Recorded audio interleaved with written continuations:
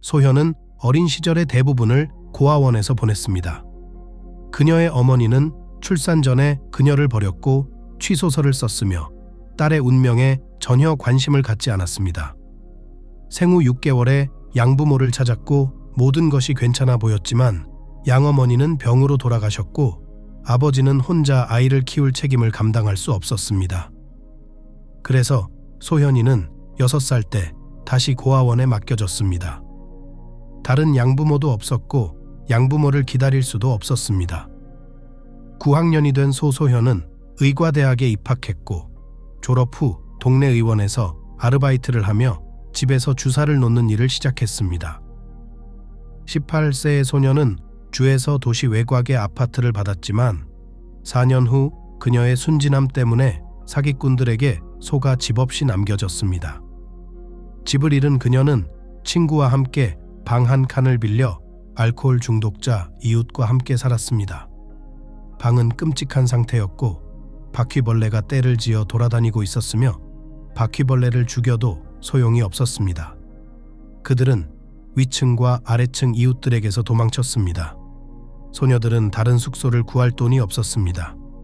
그들은 앞으로 살 집을 구하기 위해 돈을 모으고 있었고 가장 저렴한 2인용 원룸을 사고 싶었습니다. 소연의 친구 교이진 씨는 시골에서 올라와서 돌아올 계획이 없었습니다. 어머니는 아버지와 이혼 후 재혼했고 새아버지는 항상 교이진에게 폭력을 행사하는 등 관계가 좋지 않아 떠나고 싶었습니다. 두 소녀는 서로를 응원하고 인생의 계획을 세우며 언젠가 자신들의 동네에 휴일이 오기를 바랐다. 삼규봉은 소소현과 달리 유복한 가정에서 자랐지만 20살 때 아버지가 뇌졸중으로 돌아가셨다. 삼규봉의 어머니 국휘향은 그 상실감을 극복하지 못했습니다. 부모님의 관계는 오랫동안 매우 어려웠습니다. 아버지는 술을 마시기 시작했습니다. 어머니는 당연히 이에 대해 매우 짜증이 났지만 노년기에 변화할 무언가는 두 사람을 두려워했고 같은 영토에서 낯선 사람으로 계속 살았습니다. 사실 어머니의 성격도 설탕이 아니었습니다. 그녀는 평생 가장이었고 권위주의적인 성격으로 아버지를 억압했습니다. 젊은 시절 아내와 바람을 피우기도 했지만 이혼은 한 번도 생각하지 않았다고 합니다. 국휘향은 외도를 짐작했지만 증거가 없었다. 그녀는 아이들을 사랑하고 버릇없이 키웠다. 삼규봉은 누나 공효린보다 4살 연상이었다. 남매는 어린 시절 내내 다투었고 이런 경향은 성인이 되어서도 계속되었다. 남매는 같은 학교를 다녔지만 삼규봉은 우등생이었고 공효린은 우등생이었습니다. 어머니는 고등학교를 메달로 졸업하고 대학에 입학해 빨간 졸업장을 받은 딸을 매우 자랑스러워했습니다. 반면 삼규봉은 간신히 착점을 받고 9학년이 되어서야 학교를 졸업했습니다. 졸업 후 그는 지방 공장에 취직했습니다. 공효리는 졸업 후 거의 바로 결혼을 했습니다. 삼규봉의 개인 생활은 쉽지 않았다. 게다가 그는 일을 많이 해서 집 대출금을 갚아야 했죠. 그의 어머니는 그에게 계약금을 주셨습니다. 그녀는 오랫동안 연금을 저축하고 월급으로 계속 일하고 살았습니다. 결혼 후 공효리는 남편과 함께 어머니, 동생과 함께 한 집에서 살기 시작했습니다. 그러다 삼규봉은 이사를 가야겠다고 결심하고 주택담보대출을 받아 아파트를 샀습니다. 하지만 1년 후 공효린과 가족은 어머니와 함께 살기 어려워 월세 원룸으로 이사를 가야 했고 국휘향은 원룸에 혼자 남게 되었습니다. 삼규봉이 소소현을 만났을 때 그의 나이는 이미 28살이었다. 어머니는 끊임없이 그의 사생활 이야기를 꺼냈고 그는 고소현을 만나기 전 국휘향의 직장 동료 고숙자의 딸과 연애를 한 적이 있었다. 그녀는 나쁜 여자는 아니었지만 삼규봉은 그녀에게 전혀 깊은 감정이 없었다. 두 사람의 만남은 어머니의 주선으로 이루어졌다. 고숙자는 이미 30살이었고 결혼을 진지하게 고려하고 있었다. 하지만 삼규봉은 프로포즈를 하지 않았고 계획에도 없던 일이었다. 어머니의 권유로 사귀기 시작했을 뿐이었다. 고숙자는 예쁘고 착한 여자였고 삼규봉은 그녀를 좋아했지만 그 이상은 아니었다.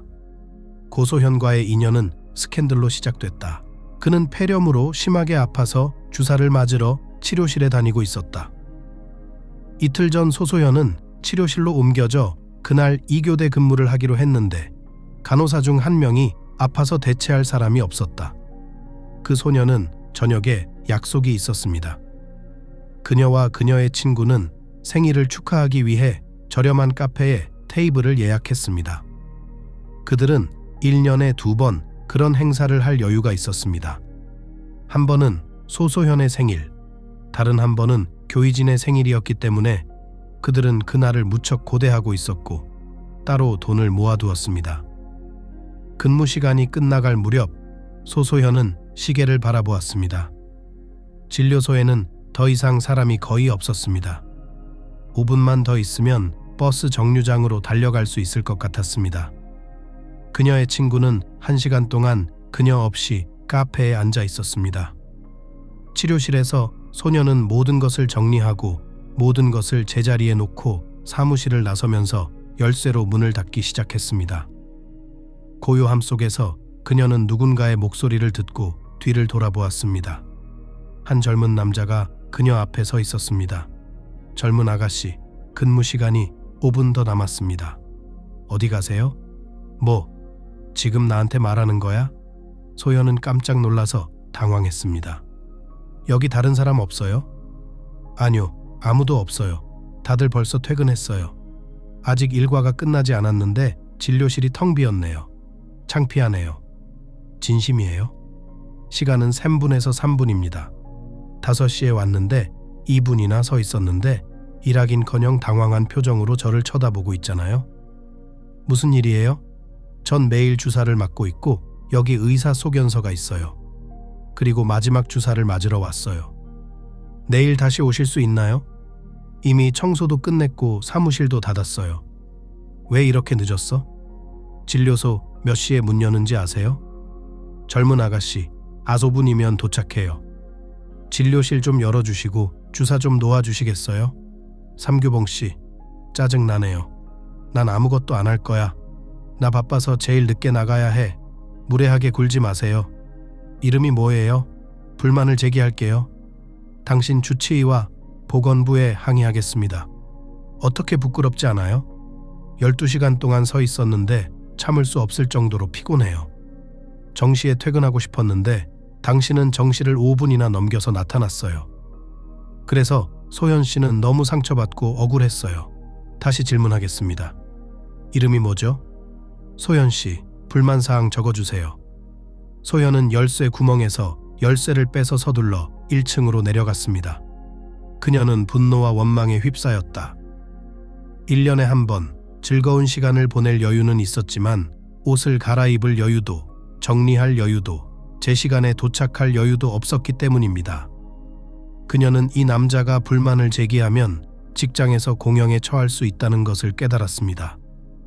하지만 그녀는 그에게 굴복하고 싶지도 않았습니다. 원칙에 어긋나니까요. 사무실을 열고 필요한 모든 것을 가져와서 수첩에 적고 주사를 놓고 다시 정리하면 5분 이상 걸릴 것이 분명했습니다. 그리고 이 남자가 다른 사람이었다면 정중하게 부탁했을 것입니다. 물론 그녀는 사무실을 열고 그 비참한 주사를 놓았을 것입니다. 하지만 무례함에서 시작된 이 야유는 소소현을 매우 화나게 했습니다. 친구는 혼자 심심해하며 테이블에 앉아 칵테일을 천천히 홀짝이고 있었습니다. 소소현 씨가 도착했을 때 이미 옆 테이블 사람들의 시선이 불편한 상태였습니다. 아침부터 생일 파티가 엉망진창이 된 탓에 그녀는 기분이 좋지 않았습니다. 먼저 버스를 놓쳐서 일을 놓쳤습니다. 수간호사가 하루를 망치지 않았다고 해서 질책도 받지 않았고요. 그리고 2교대 근무를 해야 한다는 소식과 저녁의 클라이맥스는 못된 남자였습니다. 이 모든 것을 교희진은 매우 감정적으로 색채를 입혀서 교희진에게 말했다. 소소현이 칵테일을 더 마시자 둘은 주제를 바꿨다. 두 사람은 카페에서 몇 시간을 보내고 밤이 깊어 집으로 돌아왔습니다. 아무도 아침 일찍 일어나지 않았고 거의 점심시간까지 잠을 잤습니다. 그래서 소현은 자명종이 울리자마자 벌떡 일어나 방 안을 뛰어다니며 출근 준비를 시작했습니다. 샤워하는데 5분, 아침 식사하는데 10분. 소현은 또 지각했고 알람 시계는 한참을 울린 후에야 겨우 들을 수 있었습니다. 걸으면서 머리를 빗으며 소녀는 버스 정류장을 향해 재빨리 걸음을 옮겼습니다.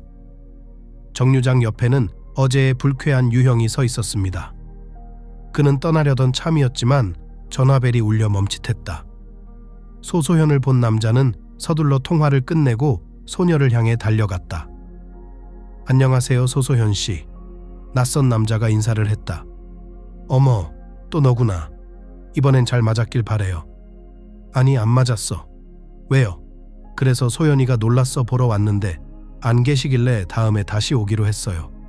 나 미행하는 거야? 나한테 원하는 게 뭐야? 주사? 어서요. 한 대 맞을게요. 이제 막 근무를 시작했어요. 소녀는 매우 짜증 섞인 목소리로 말했다. 사실 당신에게도 주사를 놓을게요. 하지만 사실 사과하러 왔어요. 어제 제가 너무 예의 없이 행동해서 미안해요. 그렇죠? 용서해 주세요. 소현이는 전혀 예상하지 못했습니다. 너무 당황해서 어떻게 대답해야 할지 몰랐다. 삼규봉은 값비싼 초콜릿 한 상자를 건넸다. 이 달콤한 선물을 제 사과의 뜻으로 받아주세요. 선물은 필요 없어요. 그럼 제가 뇌물을 받는다고 덧붙여 주세요. 나는 당신의 유형을 알고 있습니다. 가져가세요. 안 받을게요, 소연아. 제발 고소 안 했으니까 걱정 마세요. 어제 일 내 잘못은 충분히 인정해. 나한테 주사 놓을 거야? 네, 끝내고 싶어요. 이게 마지막이에요. 어서, 내가 할게요. 과자는 다른 간호사들 주려고 두고 가세요. 전 필요 없어요. 두 사람은 함께 치료실로 올라갔다. 소현은 삼규봉에게 아주 빠르고 고통 없이 주사를 놓았다. 병실에는 꽃다발이 놓여 있었고 은은하고 기분 좋은 향기가 공기에 가득했습니다. 삼규봉은 꽃다발을 발견하고 물었습니다. 팬들이 주는 거겠죠? 아니요, 동료예요. 이게 내 꽃다발이야? 뭘 기념하는 건가요? 제 생일이에요. 어제였어요. 아, 또 미안해요. 내가 네 저녁을 망쳤어. 그래. 어제는 내가 계획한 대로 되지 않았어. 논리적인 결론은 너였어. 그래서 소현은 그 남자에게 더 이상 방해하지 말고 치료실에서 나가달라고 부탁했다. 삼규봉은 이미 지각한 상태였고 점심시간이 끝나고 서둘러 채 올랐다. 업무가 끝난 저녁, 그는 간호사를 만나기 위해 다시 병원으로 차를 몰고 갔습니다. 소현이 근무를 끝내고 있을 때 삼규봉은 밖 입구에서 그녀를 기다리고 있었습니다. 나한테 원하는 게 뭐야? 왜 또 왔어? 소현 씨, 그동안 너무 바빠서 제 소개도 못 드렸어요. 저는 삼규봉이라고 합니다.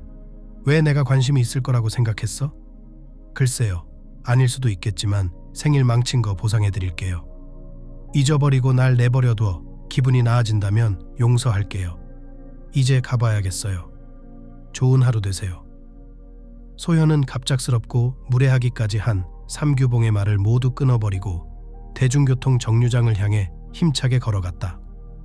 삼규봉은 그런 반응을 예상하지 못하고 2분 정도 서 있다가 차 쪽으로 향했습니다. 기분이 안 좋은 모양입니다. 그는 생각 끝에 다음 날 다시 시도하기로 했습니다. 집에서 소소연은 친구에게 삼규봉의 방문에 대해 이야기했다. 너무 밀어붙이네. 귀엽지? 교이진이 물었다. 교이진, 무슨 소리야? 어젯밤에 그 소름 끼치는 놈 때문에 내 밤을 망쳤어. 귀엽냐? 안 귀엽냐? 자기 잘못을 인정하고 사과하고 2번이나 찾아왔잖아. 분명히 이 남자는 널 좋아했어. 그 얘긴 듣고 싶지 않아. 얘기 끝. 그래서 소연은 짜증을 내며 대화를 끊었다. 삼규봉은 그녀를 정말 좋아했다. 여자들과의 관계에 경험이 없었고 어떻게 친해져야 할지 몰랐지만 그는 그녀에게 끌리는 무언가가 있었고 멈추지 않고 그녀를 알아가기 위해 몇 번 더 시도하기로 결심했다. 주말이 지나고 퇴근 후 다시 병원을 찾아갔지만 교대 근무를 하지 못했습니다. 그래서 소연이는 점심시간까지 그곳에 있었습니다. 그래서 내일 저녁까지 거기 있을 거라고 했죠. 그는 결심하고 다음 날 다시 병원에 왔습니다. 친구와 이야기를 나누고 나서도 소소현 씨는 생각이 들었습니다. 그 청년이 나쁘게 생긴 청년은 아니었지만 첫날 보여준 지루한 행동을 잊을 수가 없었습니다. 하지만 그녀는 그가 다시 나타나면 기회를 주기로 결심했다. 소소현이 병원에서 나오자 삼규봉이 보였다. 정말 끈질기시네요. 아저씨도 안녕하세요. 삼규봉 씨 맞죠? 네, 제 이름을 기억하고 계셨군요. 남자가 웃었다. 자네를 잊을 수가 없네. 자네는 매일 생각나네. 어젯밤에 네가 날 찾았다고 애들이 그러던데. 당신 말고 다른 사람은 없나요? 네, 어제 도착했는데 당신은 없었어요. 과자 고마워요. 맛있었어요. 천만에요. 오늘은 좀 더 친절하게 대해주네요. 집에 데려다 줄래요? 한잔하자고 하고 싶지만 또 혼날까봐 걱정돼요. 하지만 그렇게 해주신다면 정말 기쁠 것 같아요. 알았어요. 가죠. 우리 집 근처에 좋은 커피숍이 있는데 30분만 가면 돼요. 그렇게 소연과 삼규봉은 커피숍에서 2시간 가까이 시간을 보냈습니다. 가볍고 캐주얼한 대화였습니다. 남자는 자신의 무례한 행동에 대해 다시 한번 사과했고 자신도 직장에서 지각을 하고 자신이 하지 않은 일로 혼이 났다고 설명했습니다. 상황이 정리되자 그 지역의 분위기는 완전히 달라졌습니다. 마지막 주사를 맞고 치료를 마무리하기 위해 서둘러 병원으로 가던 중 순진한 간호사에게 화를 냈다고 합니다. 저녁이 되자 소소현은 친구에게 그동안 함께 보낸 시간을 이야기했다. 삼규봉은 교희진이 생각했던 것만큼 나쁘지 않았다. 두 사람은 데이트를 시작했다. 두 사람의 관계는 꽤 활발하게 발전했고 3개월 후 삼규봉은 소소현에게 동거를 제안했습니다. 친구와 상의한 끝에 소소현은 제안을 받아들였습니다. 한 달 전 소소현과 친구는 그동안 모아둔 돈으로 기숙사 방을 샀습니다. 다른 곳에 쓸 돈은 없었고 베일은 혼자 그곳에서 살게 되었습니다. 삼규봉의 자취방은 넓고 깨끗했지만 총각이 살기에 딱히 아늑하지는 않았습니다. 한 방은 사람이 살 수 있는 방이었고 다른 방은 비어 있어서 창고로 더 많이 사용되었습니다. 국휘향은 아들의 정착을 돕겠다고 여러 번 제안했지만 아들은 단호하게 거절했다. 소소현이 같은 제안을 하자 삼규봉 씨도 흔쾌히 동의했습니다. 두 사람은 함께 커튼과 일부 가구, 그릇을 교체했습니다. 이제 집 안은 여자의 손길이 닿은 것 같은 느낌이 들었습니다. 그는 어머니가 직접 오시기 전까지는 아무 말도 하지 않았습니다. 업무 시간이었고 집에 아무도 없었기 때문입니다. 국휘향은 자신의 열쇠로 문을 열었다. 삼규봉은 자신의 열쇠를 잃어버릴 경우를 대비해 여분의 열쇠를 남겨둔 상태였다. 만약을 대비해 어머니의 아파트 열쇠도 가지고 있었습니다. 어머니는 아들이 낮에는 직장에 있다는 것을 알고 있었고 아들이 어떻게 지내는지 궁금해서 가끔씩 방문하곤 했습니다. 삼규봉 씨는 어머니의 방문 사실조차 모르고 있었습니다.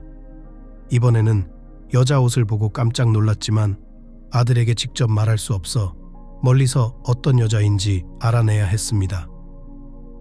네, 엄마, 저 여자친구 있어요. 어머니의 질문을 받은 삼규봉은 솔직하게 고백했습니다. 아들아, 정말 기쁘구나. 이제 곧 30살이 되니까 이제 가정과 자녀에 대해 생각할 때가 됐다. 네, 가족과 아이들을 생각하고 있어요. 내 걱정은 하지 마세요. 네, 여자친구 소개해 줄래? 내가 소개해 줄게. 아직은 때가 아니야. 둘이 사귄 지 얼마나 됐어요? 거의 5개월 됐어요. 내 아빠가 청혼했을 때 6개월 정도 만났어. 엄마, 지금은 다른 때예요. 내 마음이 확고해지는 대로 청혼하고 소개할게요. 약속할게요. 삼규봉은 이런 얘기에 짜증이 났다. 엄마는 가끔 딸뿐만 아니라 아들에게서도 손자를 보고 싶다는 이야기를 하곤 했다. 공효리는 동생보다 나이가 어리긴 했지만 이미 아이가 있었다. 그는 소소현이 고아원 출신이라 마음에 들지 않을 거라며 서둘러 어머니에게 소개하지 않았다. 국휘향은 아들의 장래 반려자는 반드시 착하고 좋은 집안이어야 한다는 바람을 거듭 밝혔다. 그녀는 요구사항 목록에서 이 부분을 가장 중요하게 생각했습니다. 삼규봉은 가족도 없고 집도 없는 소소현 옆에서 미래의 가정생활을 상상하며 늘 그 생각에 잠겨 있었습니다. 집은 질서정연하고 아늑했고 그녀는 매번 새로운 요리를 생각해내고 즐겁게 요리했습니다. 그녀는 아이를 갖는 것을 꿈꿨고 어쩌면 2명일지도 모릅니다. 연애 6개월을 맞이하던 어느 날 삼규봉은 소소현을 레스토랑으로 초대했습니다. 그런 자리에 딱 맞는 작지만 아주 편안한 분위기의 레스토랑이었죠. 그때 그는 소소현에게 엄마를 소개해주고 싶었다고 밝혔습니다.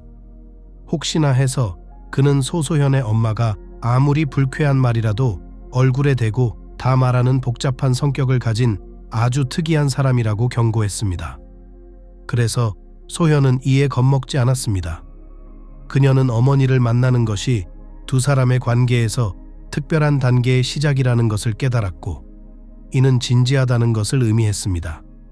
두 사람은 어머니의 집에서 만나기로 했습니다.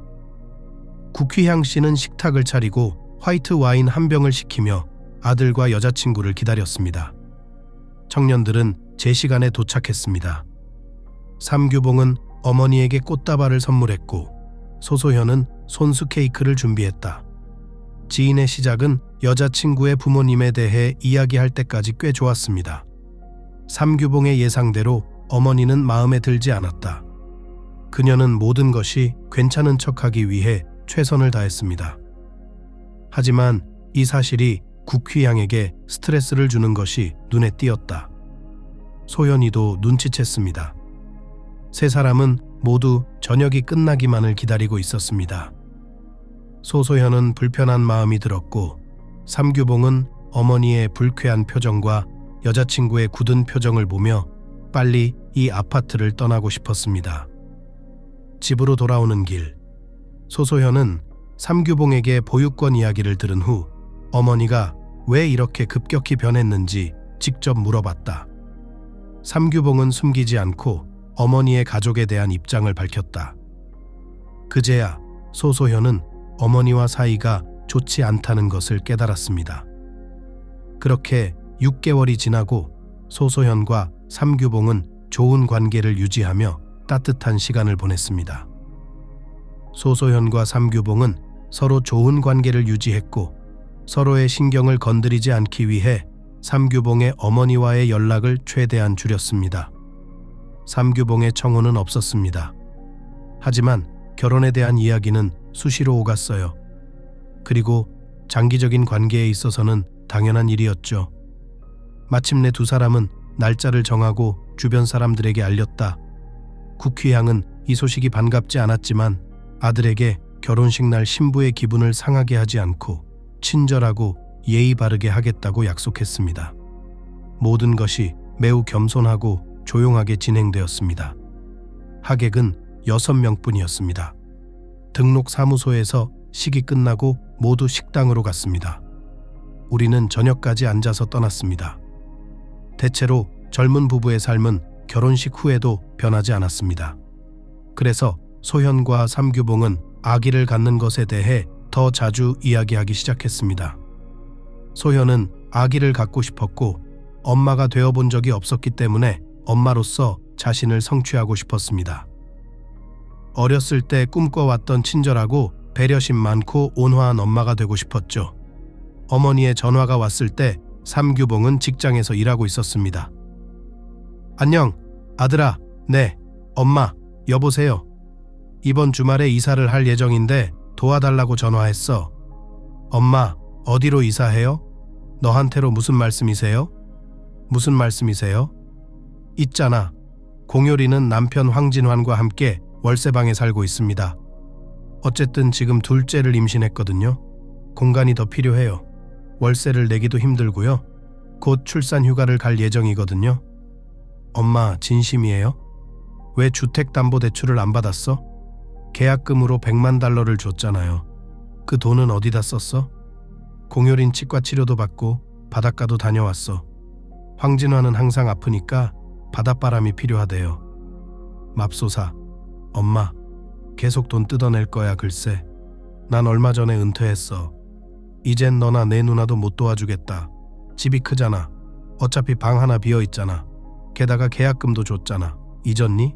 아니요, 엄마 다 기억해요. 이 빈약한 연금으로는 집을 구할 수 없어요. 그래, 당연히 안 되지. 알았어. 내가 이사 도와줄게. 미리 전화해서 시간 확인해. 알았어, 아들아. 그렇게 하자. 그렇게 소소연과 삼규봉의 관계는 끝이 났다. 시어머니의 그런 압박을 견딜 수 있는 사람이 아무나 있는 건 아니죠. 물론 삼규봉은 속상했습니다. 한편으로는 어머니를 거절할 수도 없었고 이미 마음을 굳힌 어머니의 마음을 바꿀 수도 없었기 때문입니다.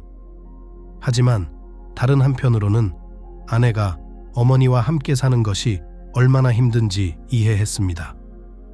저녁에 그는 소소현에게 어머니와의 대화에 대해 이야기했습니다. 그녀 역시 속마음을 숨기지 않고 이 소식에 속상해했다. 소소현은 남편에게 다 잘 될 거라고 안심시켰다. 삼규봉 씨, 좋은 며느리가 되도록 노력할게요. 엄마는 엄마니까 이해해. 우린 괜찮을 거야. 고마워. 내 사랑 사랑해. 나도 사랑해. 며칠 후 국휘향의 짐은 삼규봉의 집에 도착했다. 그녀는 첫 순간부터 본격적인 안주인이 된 기분이 들었다. 무엇보다도 아들이 자신의 돈으로 집을 샀기 때문에 그녀의 집이었다. 그녀는 기회가 있을 때마다 그 사실을 강조하려고 노력했다. 그래서 소현이는 예의 바르고 예의가 바르게 행동했습니다. 정말 좋은 며느리가 되려고 노력했다. 여가 시간에는 누워 있거나 휴대폰을 보는 대신 청소나 요리를 하며 시간을 보냈습니다. 하지만 어머니는 사위 몰래 사위에게 아내가 게으르다고 말하며 발뒤꿈치를 들지 않았다. 물론 삼규봉은 어머니가 거짓말을 하거나 과장하고 있다는 사실을 깨달았습니다. 그는 아내와 오래 살았기 때문에 아내를 잘 알고 있었습니다. 아내는 저녁 식사 시간까지 침대에 누워있는 타입이 아니었죠. 그래서 소현 씨는 아주 열심히 일하고 쉬지 않는 성격입니다. 시어머니는 며느리의 요리와 청소 습관에 대해 늘 불평이 많았습니다. 그래서 소현 씨는 가족을 하나로 묶기 위해 참으며 묵묵히 견뎌냈습니다. 손자가 태어나면 국휘양 씨가 좀 더 부드러워지기를 바랐습니다. 그래서 소현 씨는 임신이 의심되자마자 테스트기를 구입했습니다. 그녀의 육감은 그녀를 실망시키지 않았다. 두 줄무늬가 선명하고 선명했습니다. 그래서 소현 씨는 서둘러 남편에게 기쁜 소식을 전했습니다. 삼규봉은 당연히 기뻐했고 이미 부모가 될 준비가 되어 있었다. 그래서 소현은 아직 시어머니에게 말하지 않기로 했습니다. 그래서 소현 씨는 산부인과에 가서 등록을 했습니다. 그녀는 프로토콜에 따라 2번째 검사를 받았습니다. 3번째 달에 시어머니는 임신 사실을 알게 되었습니다. 그래서 소현은 매우 독성이 되었습니다. 음식에 대한 언급만 해도 배가 아팠습니다. 아내는 병원에 입원했고 국휘향은 아들에게 적극적으로 세뇌를 시켰다. 부인은 안주인일 뿐만 아니라 병까지 앓고 있었어요. 나는 너랑 있을 때는 출산할 때까지 일했는데 이놈은 임신할 시간도 없이 바로 병원으로 갔어. 엄마, 무슨 말씀이세요? 그래서 소연이는 구토가 멈추지 않고 일주일 만에 3kg이 빠졌어요. 이런 상태는 소연이뿐만 아니라 우리 아이에게도 위험해요. 저는 소연이를 입원시키려고 설득했어요. 그녀는 병원에서 치료를 받기를 원했어요. 제 아내에 대해 나쁘게 말하지 마세요. 전 아내를 사랑해요. 그녀는 아직 태어나지 않은 제 아이의 엄마예요. 아무도 그녀에 대해 나쁘게 말하지 말고 명백한 진실만 말해주세요. 우린 그녀의 성격을 잘 알아요. 그녀가 원하는 건 순진한 남자를 찾아 결혼해서 아이를 낳고 거주 허가와 아파트를 얻는 것뿐이에요. 그리고 네, 아기를 당신에게 등록하지 않을 만큼 똑똑하기를 바랍니다. 우리 아이는 우리에게 등록될 것입니다. 내 집이고 내 결정이에요. 우리라니 무슨 뜻이죠? 아내도 여기에 등록한 건가요? 물론 그랬죠. 아내는 임시로 등록해서 살고 있었고 돈도 냈어요. 당신 정말 바보야 할 말이 없네 엄마. 이 얘기 그만합시다. 삼규봉은 어머니가 아내에 대해 못된 말을 하는 게 싫었다. 그는 주의를 기울이지 않으려 했고 어머니의 말을 듣지 않으려 했습니다. 그는 어머니와 다투고 싶지 않았습니다. 한 달 후 소소현은 병원에서 퇴원해 다시 일터로 돌아갔습니다. 삼규봉은 아픈 환자와의 접촉을 피하기 위해 자비로 휴직할 것을 권유했다. 그래서 소현 씨는 출산 휴가 한 달 전에 휴가를 내기로 약속했지만 지금은 계속 일하고 있습니다. 집에 있으면 엄마가 날 잡아먹을 거야. 100번도 넘게 말했잖아요. 신경 쓰지 말고 개인적으로 받아들이지 말라고요. 엄마는 네가 바꿀 수 없는 사람이야. 나도 알아. 그리고 널 낳고 길러주신 엄마를 존경해. 하지만 가끔은 힘들어요.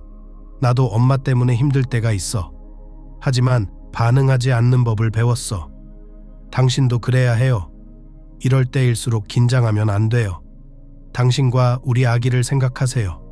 삼규봉은 아내를 껴안았다. 지금 아내에게 필요한 건 바로 그 포옹이었다. 소연이가 교대 근무 중이었는데 배가 아팠어요. 아내는 너무 겁이 나서 의사에게 알렸습니다. 간호직원 중 누군가가 구급차를 불렀고 구급차가 소현 씨를 병원으로 데려갔어요.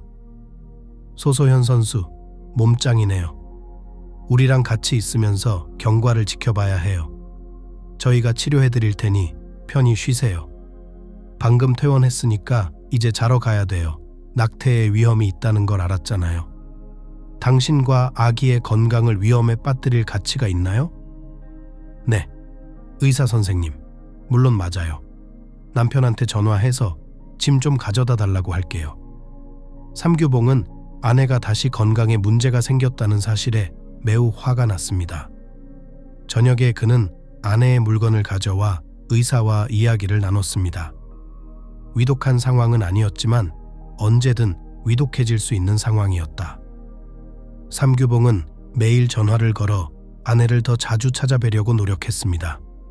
그래서 소연은 미식 변태를 일으키기 시작했고 단맛과 짠맛을 원했고 그 반대의 경우도 마찬가지였습니다.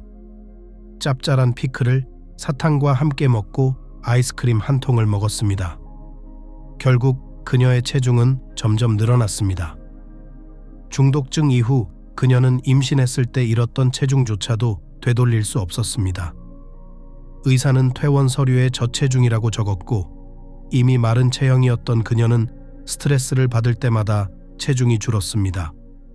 소소현 씨가 퇴원하자 삼규봉 씨는 직장을 그만두자고 주장했습니다. 감염만 잡으면 이대로는 병원에서 나갈 수 없다고. 그는 항상 그렇게 말했다. 그래서 소연 씨는 남편의 말을 듣고 무급 휴직을 신청했습니다. 이미 임신 기간이 절반 이상 지났고 배가 상당히 불러 거동이 점점 더 힘들어졌습니다. 진통은 빨랐습니다. 첫 진통이 시작된 순간부터 아기가 세상에 나오기까지 3시간이 채 걸리지 않았습니다.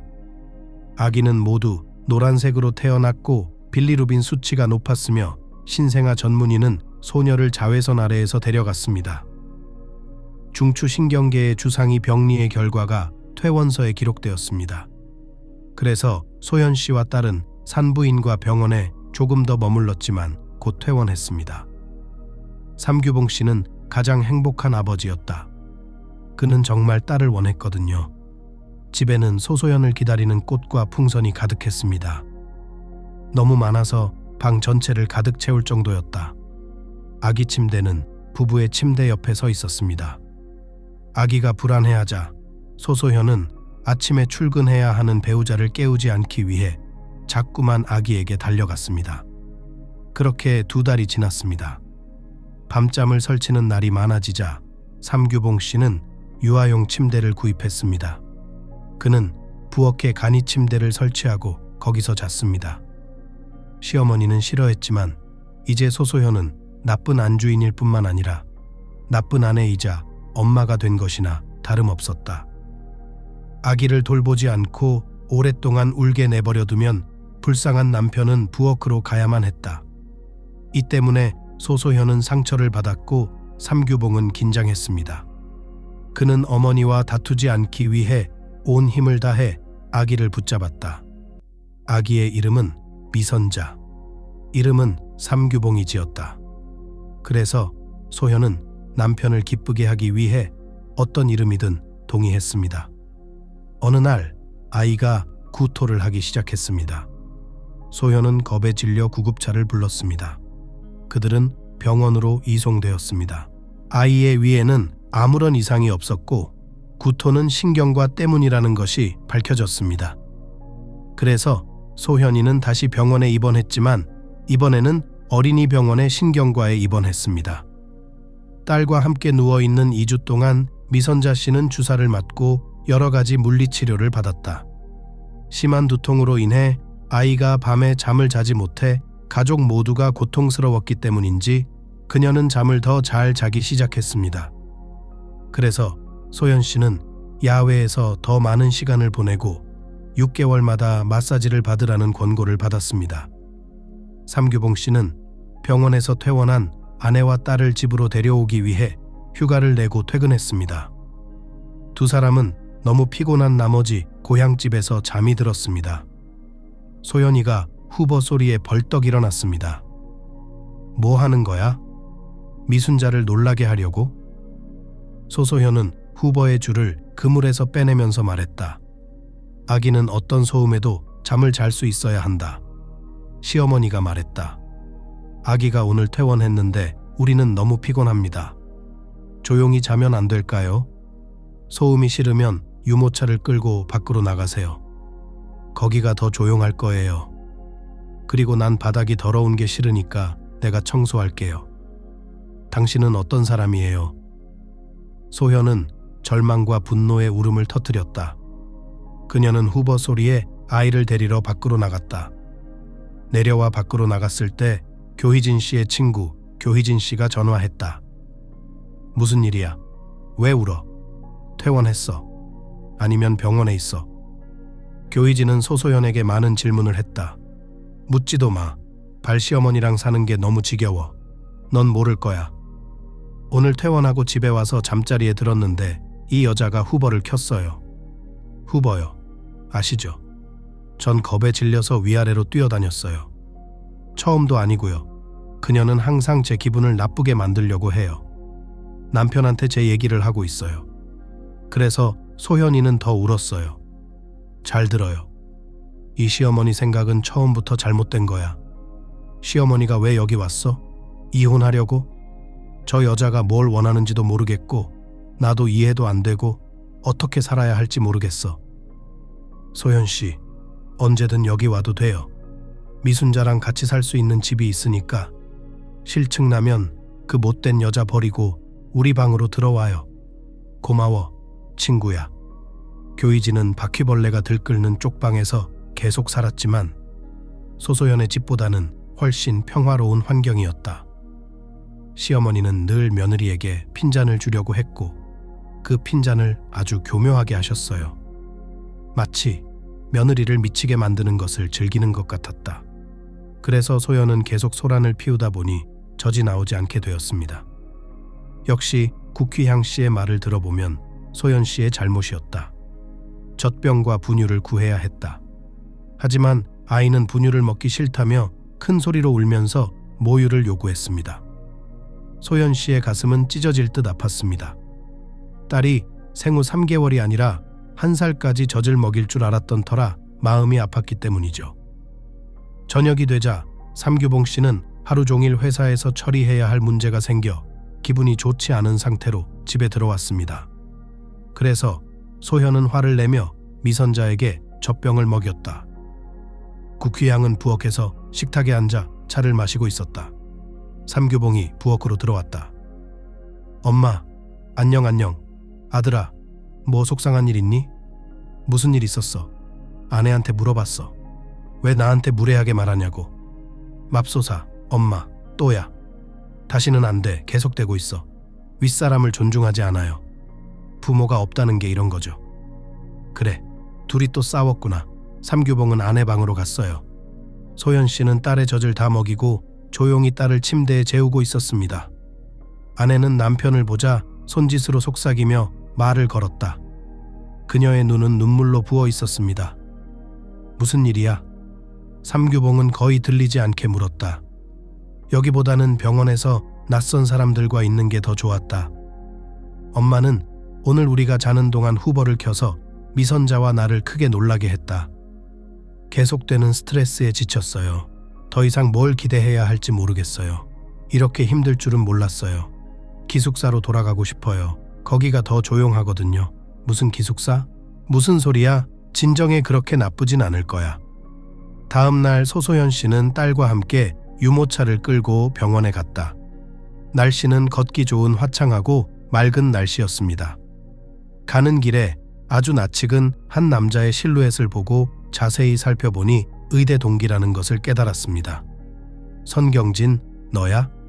그녀는 그 청년을 향해 고개를 돌렸다. 소현아, 정말 반가워요. 잘 지냈어? 딸이랑 소학교에 가는 길이에요. 잘 지냈어? 모스크바에 사는 줄 알았는데 여긴 웬일이야? 묻지마.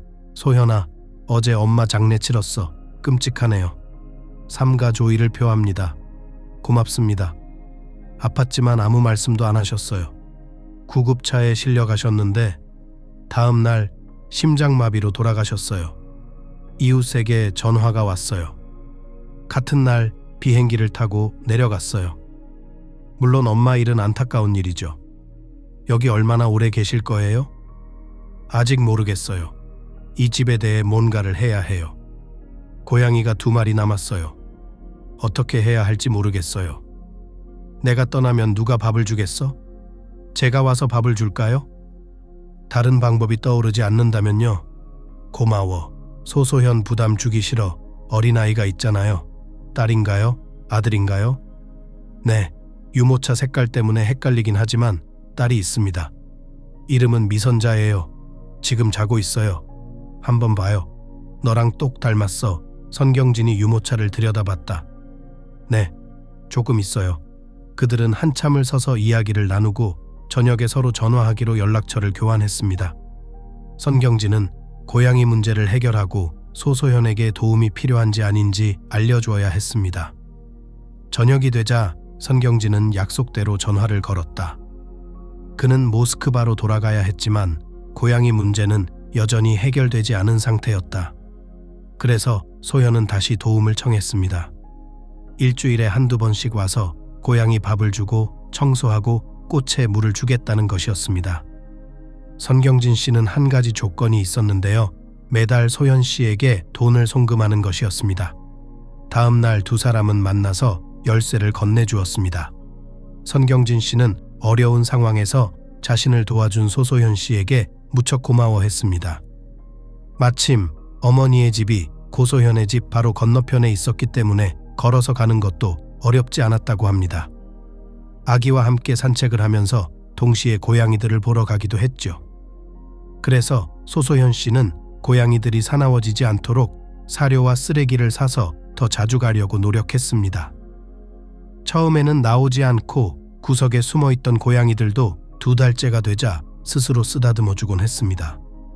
미선자의 첫 번째 생일이 다가오고 있었습니다. 그래서 소현 씨는 가족과 함께 보내고 친구를 초대할 계획을 세웠습니다. 전날부터 집안을 꾸미기 시작했는데 시어머니는 사방에 매달린 풍선이 마음에 들지 않으셨어요. 풍선이 터져서 모두를 놀라게 할 거라고요. 풍선은 여기 두지 말자고요. 아이가 말을 더듬기 시작하길 바라나요? 쿠키 향이 고집을 부렸다. 엄마, 그냥 풍선일 뿐이에요. 너무 과장해서 크게 만들지 마세요. 그냥 풍선으로 평상을 꾸미고 싶을 뿐이에요. 미선자가 좋아한다. 소연이가 조용히 말했다. 엄마, 소소연이 하는 말 들려요? 손녀딸이 풍선을 좋아해요. 아들아, 네 마누라는 집안에서 아무 말도 못해. 자기 마음대로 결정하게 놔두지 마세요. 그 여자가 나한테 뭐하러 말싸움을 해? 시어머니가 대놓고 며느리를 조롱하고 있었어요. 저는 아무것도 아닌데 아이가 뭘 좋아하고 뭘 싫어하는지도 결정할 수 없다고요? 그리고 아이의 생일 파티는 어떻게 준비해야 하나요? 더는 못 참겠어요. 그래서 소연이의 신경은 지칠 대로 지쳤습니다. 2년 가까이 시어머니의 괴롭힘을 견디며 자신이 얼마나 나쁜 아내, 끔찍한 엄마라는 말을 들으며 살아왔기 때문입니다. 그 여자는 서둘러 자신과 딸의 짐을 가방에 챙겼습니다. 소연 씨, 제발 진정하세요. 삼규봉이 말리려 했다. 만지지 마세요. 소연은 눈물을 훔치고 있었다. 어디가? 넌 갈 데가 없어. 가족도 없고 부족도 없는데 누가 그녀를 필요로 하겠어요? 시어머니는 그녀를 격려했다. 엄마, 그만해.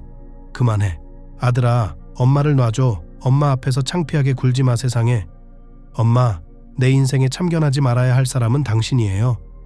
뭐, 엄마한테 그런 식으로 말해요? 국휘향은 가슴을 움켜쥐고 아픈 척을 했다. 엄마, 왜 그래요? 어디 아프니? 삼규봉은 겁이 났다. 그는 어머니를 품에 안고 소파로 이끌었다.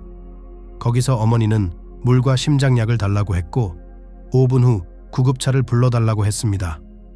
삼규봉은 전화를 들고 번호를 누르기 시작했지만 응답이 없자 연결될 때까지 몇 번이고 전화를 걸었습니다.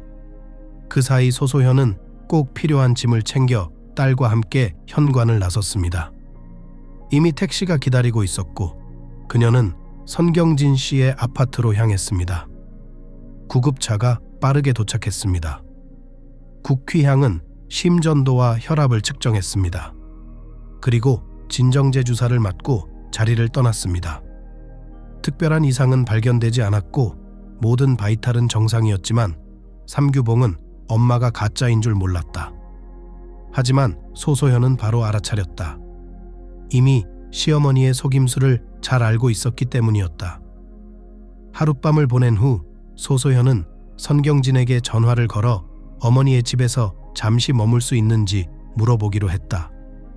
물론 선경진 씨도 개의치 않았다. 집은 텅 비어 있었고 먼지로 뒤덮여 있었으며 고양이 털이 사방으로 날아다니고 있었습니다. 그래서 소연 씨는 아파트를 청소하고 방을 모두 환기시키며 시어머니 없이 아이와 단둘이 있는 것이 얼마나 좋고 평화로운지 느꼈습니다. 오랜만에 이렇게 편안하게 느껴본 적이 없었죠. 아무도 그녀의 일거수일투족을 감시하지 않았고 불평도 하지 않았으며 하지도 않은 일에 대해 비난하지도 않았습니다. 미순자와 함께 밖으로 나간 소소현은 친구에게 전화를 걸었다. 교희진, 오늘 생일 파티는 없을 거야. 아니, 있을지도 모르지만 없을지도 몰라요. 이해가 안 돼. 무슨 일이야? 나 삼규봉이랑 삼규봉이 엄마 두고 왔어. 진심이야? 와. 어디 갔어? 지금 어디야? 선경진 씨 집에 있어요. 고양이 얘기했잖아요? 네, 알았어요. 선경진 씨도 알아요. 괜찮아요? 응, 여기서 지내게 해줬어. 그럼 이리 와. 차 마시면서 1주년 축하하자. 주소는 문자로 보낼게요. 소연은 딸의 생일 전날 밤에 있었던 일을 얘기했다. 삼규봉이 그 24시간 동안 아내와 딸의 행방을 묻는 전화조차 하지 않았다는 거죠. 그녀가 그 얘기를 하자마자 전화벨이 울렸습니다. 남편이었습니다. 어디로 사라졌어? 어디야? 삼규봉 씨, 미선자 씨랑 나 기억났어요? 24시간이 지나서? 지금 교희진 씨 집에 있어? 금방 데리러 갈게요. 아니, 나 교희진 씨 집에 없어. 그 집에 돌아가지 않을래요. 충분히 겪었어요. 돌아갈 수도 없고 돌아가고 싶지도 않아요. 무슨 소리야? 어디 가서 살 거야? 상관없어. 삼규봉가. 나도 필요 없고 딸도 필요 없다는 걸 깨달았어. 엄마 말 잘 들어요. 난 더 이상 이 일에 끼고 싶지 않아요. 소현아, 바보 같은 소리 하지 마. 뭘 먹고 살 거야? 직장도 없고 살 곳도 없고. 내일 이혼 및 위자료 신청할게요. 미선자 1.5살이 되면 유치원 보내고 난 일하러 갈게요. 짐 좀 가져가도 돼요? 엄마 없을 때 전화하면 내가 가지러 갈게요. 그래서 소현이는 딸아이의 생일 전날 밤새 잠을 거의 자지 못하고 새벽에야 잠이 들었습니다. 그녀는 삼규봉과 함께 살았던 기억과 그곳에서 얼마나 힘들었는지 떠올리며 생각에 잠겼습니다. 한 친구가 소소현과 미선자가 앞으로 어떻게 살아가야 할지 의논해보자고 제안했다. 너도 취직해서 나처럼 하루 24시간 주 3일 교대 근무를 하면 되잖아. 네가 일하는 24시간은 내가 미선자랑 같이 있을게. 그래, 그거 좋은 생각이네. 내가 인턴을 했던 병원에 전화해봐야겠어. 항상 간호사가 부족한데 여기서 그리 멀지 않거든. 이 아파트에 얼마나 오래 계실 건가요? 갈 데가 있잖아요. 네, 알아요. 하지만 작은 방 하나에 셋이서 지내는 건 힘들고 어린아이한테는 좋은 환경이 아니에요.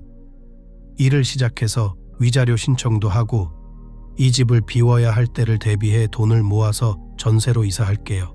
내일 선경진 씨에게 전화해서 집을 빌려주겠다고 하고 선경진 씨가 고양이 돌봐주는 동안 제가 월세를 내고 내일 이혼 신고를 할 거예요. 난 거기 안 갈 거야. 그래, 참지 마. 그만해. 아침이 되자 소소현은 예정대로 법원에 가서 이혼 신고를 했다. 집으로 돌아오는 길에 선경진에게 전화를 걸어 아파트를 장기 임대해 줄 수 있느냐고 물었다. 선경진은 재치 있는 사람이었고 소소현이 결혼 생활에 어려움을 겪고 있다는 것을 이해했지만 아무것도 묻지 않았다. 그는 아파트가 필요하지 않았다. 물론 그는 호의적으로 대답했다. 하지만 돈을 청구하지 않는다는 조건이었죠. 필요한 기간만큼 무료로 살 수 있다는 조건이었죠. 그래서 소현 씨는 공짜로 살고 싶지는 않았지만 공과금만 내고 다른 것은 아무것도 내지 않기로 동의했습니다. 물론 고양이와 꽃은 계속 돌봐주기로 했습니다.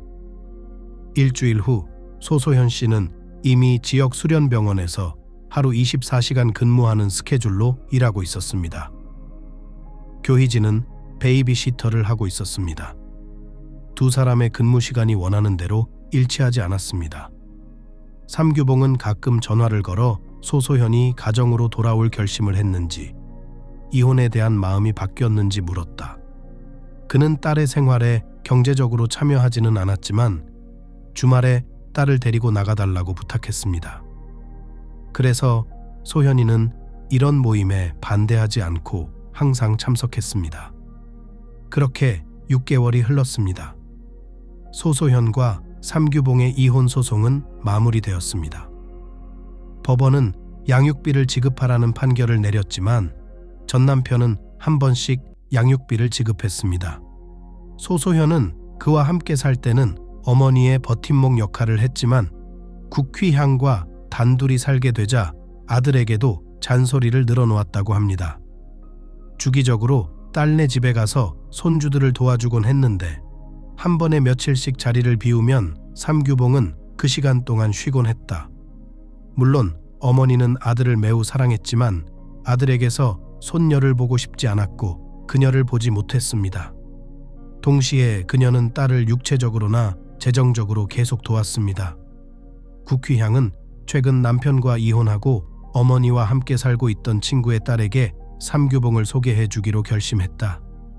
공효리는 나이가 많았지만 자녀가 없었습니다. 삼규봉은 이 여성의 주된 연애 목적이 아이를 갖기 위함이라는 사실을 알게 되자 이미 딸이 있으니 다른 아이는 필요 없다고 바로 경고했습니다. 그들의 관계는 8개월 동안 지속되었고 그 후 공효리는 가족이 필요하지 않은 남자에게 시간을 낭비할 필요가 없다고 결정하고 헤어졌다. 미선자는 보육원인 유치원에 다녔다. 어린 소녀는 다른 아이들과 함께 시간을 보내는 것을 즐겼습니다. 혼자서 밥을 먹고 병이 사용법을 아는 등 상당히 발달한 아이였습니다. 소연 씨가 어린이집에서 딸을 데리러 나와 운동장을 걷고 있을 때 선경진 씨의 전화가 걸려왔습니다. 안녕하세요, 선경진 씨. 반가워요. 안녕하세요, 소소현 씨. 저도 반가워요. 잘 지냈어요? 잘 지내요. 고마워요. 직장도 다니고 딸도 유치원에 입학해서 잘 지내고 있어요. 당신은 어때요? 잘 지내요. 고마워요. 엄마가 돌아가신 지 6개월이 지났고 상속을 받아야 해서 내일 비행기로 온다고 말하고 싶었어요. 네, 물론이죠. 미선자 씨와 제가 한 방을 쓰고 나머지 2방은 비워뒀으니 마음대로 쓰세요. 아뇨. 귀찮게 하지 않겠습니다. 이미 친구 한 명과 같이 지내기로 했거든요. 혼자 사는데 방이 넉넉하거든요. 하지만 어색해요. 네 집이잖아. 여기서 지내도 돼요. 내 친구가 날 용서하지 않을 거야. 날 기다리고 있어 할 얘기가 많아요. 그러니 걱정하지 마. 직접 봐요. 열쇠는 너한테 있어. 언제든 다시 오세요. 여기 얼마나 있을 거야? 일주일 정도요. 유산을 정리하고 모스크바로 돌아갈 거야. 괜찮다면 만나고 싶었어. 그럼요. 반가워요. 다음날 선경진은 고향으로 돌아갔다. 그는 친구 집에 짐을 맡기고 공원에서 소소연을 만나기로 했다. 2사람은 몇 시간 동안 산책을 하며 다양한 주제로 자신과 삶에 대해 이야기를 나눴습니다. 알고 보니 선경진은 어머니가 돌아가시기 한 달 전에 아내와 이혼한 상태였다. 결혼한 지 2년밖에 되지 않았고 자녀도 없었습니다. 친척들 중에도 아무도 남아있지 않았습니다. 아버지가 먼저 돌아가시고 약간의 시간차를 두고 어머니가 뒤를 이었습니다. 그래서 소연 씨는 남편과 시어머니에 대한 이야기를 들려주었습니다. 2사람의 대화는 따뜻했고 선경진은 소소연 씨의 허락을 받고 포옹을 허락했습니다. 그는 그녀의 삶이 얼마나 힘들었을지, 그럼에도 불구하고 친절하고 솔직한 그녀의 모습에 감탄했습니다. 마침 소소현이 어린이집에 딸을 데리러 가야 할 시간이 되어 2사람은 함께 가기로 했습니다. 그날은 어린이집에 새로 부임한 선생님의 첫 출근 날이었습니다. 소소현은 선생님께 미선자를 데리러 왔다고 말했습니다. 선생님은 엄마 아빠가 데리러 왔다며 아이를 불렀습니다. 그러자 소연이는 곧바로 아빠가 아니라고 큰 소리로 외쳤습니다. 하지만 겉으로 보기엔 둘은 부부처럼 보였습니다. 선경진은 유산을 상속받아 서류 작업을 마치고 모스크바로 돌아가는 길이었다. 소소현과 함께 그들은 거의 매일 만났다. 함께 시간을 보내며 걷고 웃고 공부했던 기억을 떠올리며 즐거운 시간을 보냈다. 소소현은 공항에서 그를 배웅했습니다. 그 일주일 동안 2사람은 서로에게 너무 애착이 생겨서 마음속으로 그리움을 느꼈습니다. 누군가를 보고 싶고 매일 함께하고 싶지만 그럴 수 없을 때 느껴지는 묘하고 잊혀지는 감정. 그들은 10분 동안 서로를 껴안고 서서 침묵을 지켰습니다. 그들은 말이 필요 없었습니다. 2사람 사이에는 깊은 감정이 흐르고 있었습니다. 선경진과 소소현은 거의 매일 서로에게 자주 전화를 걸기 시작했습니다. 하루의 일과 있었던 일, 내일의 계획에 대해 이야기를 나누었습니다. 2주 후 선경진은 더 이상 참을 수 없어 소소현이 너무 보고 싶고 다시 오고 싶다고 고백했습니다. 소현은 그 말이 너무도 반가웠고 자신도 원했던 것이었기 때문입니다. 이번에는 선경진을 자신의 집으로 초대해 밥상을 차리고 맛있는 음식을 만들어 주었습니다. 아름다운 선경진의 저녁이었다. 선경진은 지난 2주가 참 견딜 수 없는 시간이었다고 고백했습니다. 그는 그녀가 너무 보고 싶었고 돌아가고 싶다는 생각이 간절했습니다. 어떤 힘이 서로를 끌어당기고 있었고 그 힘은 사랑이라고 불렀습니다. 그날 밤은 둘이 함께 보낸 첫날 밤이었다. 한 달에 한 번 정도 선경진은 고향으로 날아가기 시작했습니다. 2사람은 침대에 누워 몇 시간이고 껴안고 있을 수 있었습니다. 그들은 정말 헤어지기 싫었습니다. 이틀을 쉬고 나면 선경진은 다시 비행기를 타고 돌아왔습니다. 그는 모스크바에서 의대를 졸업하고 마지막 해에 아주 비싼 병원과 2년 계약을 맺었는데 설 연휴 전에 계약이 끝나야 했어요. 둘 다 그 날을 기다리고 있었고 멀리 떨어진 사랑은 지칠 대로 지쳤습니다. 그래서 소현은 선경진의 제안에도 불구하고 모스크바로 이사하고 싶지 않았습니다. 자신의 삶뿐만 아니라 딸의 삶까지 책임져야 하는 그녀에게는 너무 큰 결단이었습니다. 결국 선경진 본인이 고향으로 돌아가기로 결정했습니다. 모스크바에서 좋은 직장을 구하는 것 말고는 그를 방해하는 것은 아무것도 없었습니다. 그는 작은 원룸에 살고 있었고 다른 곳에 살 집을 마련할 만큼 돈을 모으지 못했습니다. 그는 이 아파트를 팔고 다른 부동산에 투자할 계획이었습니다. 새해를 일주일 앞두고 선경진 씨는 다시 돌아왔습니다. 하지만 이제 막 매물로 나온 아파트를 팔기 위해 모스크바에 한 번 더 다녀올 일이 남아 있었죠. 그래서 소현이는 그가 돌아와서 너무 기뻤습니다. 내가 널 얼마나 사랑하는지 넌 모를 거야. 선경진은 자신의 마음을 숨기지 않고 좋아하는 여자에게 자주 고백했다. 나도 당신을 사랑해요. 당신은 내 인생을 바꾸고 행복한 삶에 대한 희망을 주었습니다. 모든 정직한 사람들이 새해를 맞이할 준비를 하고 있었습니다. 모두가 마법의 분위기에 빠져 있었습니다. 종소리가 울리자 선경진은 소소연에게 프로포즈를 하려고 했습니다. 그는 사랑의 증표로 반지를 사서 선물했습니다. 30일 미선자는 고열이 났고 소소현과 딸은 화농성 협심증 진단을 받고 어린이 감염병 병원에 입원했다. 두 사람은 새해 전야와 그 후 열흘을 병동에서 보냈습니다. 그리고 마침내 퇴원 후 집으로 돌아왔습니다. 선경진은 더 이상 기다릴 수 없어 그날 밤 소소현에게 프로포즈를 했는데 생각보다 로맨틱하지는 않았지만 두 번째 결혼을 하는 사람들은 로맨스에 신경 쓰지 않죠. 소소현 씨도 당연히 관계를 정당화하고 실제 배우자로 살고 싶었기 때문에 청혼을 받아들였죠. 그 순간 그들은 매우 행복했지만 그들 앞에는 심각한 문제가 있었습니다. 소현은 미선자가 입원과 치료에 지쳤다고 생각했고 그래서 그녀가 매우 괴팍하게 행동하고 있다고 생각했습니다. 소녀는 밤에 잠을 잘 못 자고 자주 깨고 울기 시작했습니다. 시간이 지남에 따라 어머니는 딸이 강박적인 움직임을 보이고 말을 점점 더 적게 하기 시작했다는 것을 알아 차렸습니다. 그녀는 눈을 들여다보지 않고 미소를 지으며 자신에게 물러났습니다. 놀랍고 무섭기까지 했습니다. 그래서 소연 씨는 소아과 의사를 만나기로 결심했습니다. 소아과 의사는 신경과 전문의에게 보내 신경학적 문제일 수 있다고 말했습니다. 하지만 신경과 의사는 정신과 의사만이 내릴 수 있는 진단을 의심했습니다. 긴 대화 끝에 아이를 주의 깊게 살펴본 후 정신과 의사는 확인이 필요한 예비 진단을 내렸습니다. 이를 위해 어머니와 딸은 어린이 정신과 진료소를 방문해야 했습니다. 미선자는 여러 정신과 의사, 결함학자 및 심리학자들에 의해 관찰되었습니다. 의사들의 컨실리움을 모은 후 진단이 확인되었습니다.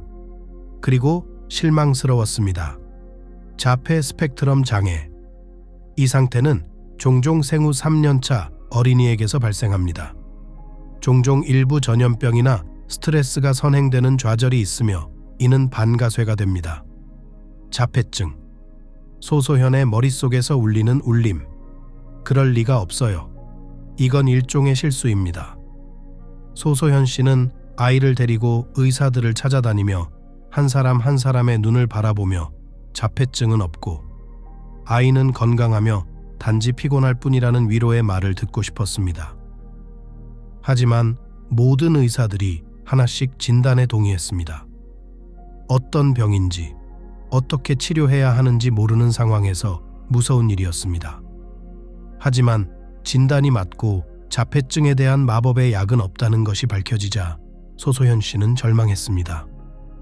소소현 씨는 스스로에게 계속 물었습니다. 왜 딸은 이런 고통을 감내해야만 했을까? 소현 씨는 건강한 아이를 갖는 꿈을 꾸었습니다. 그녀는 밤마다 울면서 모든 것을 자책했습니다. 가족에게는 심각한 시련이었죠. 선경진은 최선을 다해 그녀를 응원했습니다. 여보, 우린 이겨낼 거야. 우리 딸을 도와줄 테니 믿음을 가져야 해. 이해가 안 돼요. 다 괜찮았는데. 내 딸에게 무슨 일이 생긴 거죠? 정신과 의사의 조언에 따라 소소현 씨는 이런 아이들을 치료하는 곳을 찾아다녔습니다. 이미 자녀의 병을 치료한 경험이 있는 사람들이 많다는 것을 알게 되었습니다. 그녀의 슬픔은 혼자가 아니었습니다. 비슷한 자녀를 둔 부모들이 이미 어떤 길을 걸어왔고 앞으로 어떻게 해야 하는지 알려주었습니다. 자폐아를 치료할 수 있는 재활센터에는 어떤 곳이 있나요? 어떤 전문가가 도움을 줄 수 있나요? 정보는 강물처럼 흘러갔고 소연 씨는 모든 정보를 다 외울 수 없어 메모를 했습니다. 소연이는 더 이상 다니던 유치원에 갈 수 없었습니다. 계속되는 떼쓰기와 식사 거부로 유치원 운영진은 엄마에게 아이를 데리고 전문 기관을 찾아달라고 요청했습니다. 그래서 소연 씨 자신도 이곳이 딸에게 적합한 곳이 아니라는 것을 깨달았습니다. 소녀는 1년의 검사를 받아야 했습니다. 이를 위해 그녀와 어머니는 어린이병원의 신경과에 갔습니다. 컴퓨터 단층 촬영과 자기 공명 치료는 뇌에 어떤 문제도 드러내지 않았습니다. 뇌파 검사도 깨끗했습니다. 그래서 소현 씨와 딸은 여러 의사를 찾아다녔습니다. 유전학자는 자신의 영역에서 아무런 문제를 발견하지 못했습니다. 이비인후과 전문의는 아이의 청력을 검사했는데 역시 이상이 없었다. 신경과 전문의와 정신과 전문의는 소소연 씨가 큰 기대를 걸었던 치료를 처방했습니다. 그러나 그것은 주된 치료인 교육적 교정에 추가되는 것에 불과했습니다. 이제 소녀는 말하고 놀고 사람들과 접촉하는 법을 새롭게 배우고 있었습니다. 이제부터 이 어린 소녀의 하루는 아침부터 저녁까지 예정되어 있었습니다. 낮 병원에서의 치료, 마사지, 수영장, 심리학자 및 결함학자와의 수업. 그래서 소현이는 집에서 미선자와 함께 공부를 계속했습니다. 미선자는 항의하고 소리를 지르고 울고 작업을 거부했지만 작업은 계속되었습니다. 그래서 소현 씨는 딸을 최대한 이 상태에서 벗어나게 하겠다는 분명한 목표를 세웠습니다. 이때까지만 해도 삼규봉 씨는 아이에게 거의 관심을 보이지 않았습니다. 양육비도 몇 달에 한 번씩만 지급했습니다. 어느 날 저녁, 그는 소소현에게 전화를 걸어 딸을 만나고 싶다고 했다. 소소현은 동의했습니다. 두 사람은 전에 만났던 공원에서 만나기로 했습니다. 아버지는 미선자의 성장에 감탄했습니다. 반년 넘게 못 봤잖아요. 그래요. 애들은 참 빨리 크죠. 미선자, 안녕 나야. 아빠 나 좀 봐라. 우리 선자 삼규봉은 딸아이의 주의를 끌기 위해 애를 썼지만 딸아이는 쳐다보지도 않고 고개를 돌렸다. 왜 저러지? 날 잊은 걸까? 그것도 그럴지도 모르지. 이해가 안 돼. 또 뭐야? 우리 딸은 자폐증이 있어요. 뭐? 그게 뭔데? 장애야. 병이야.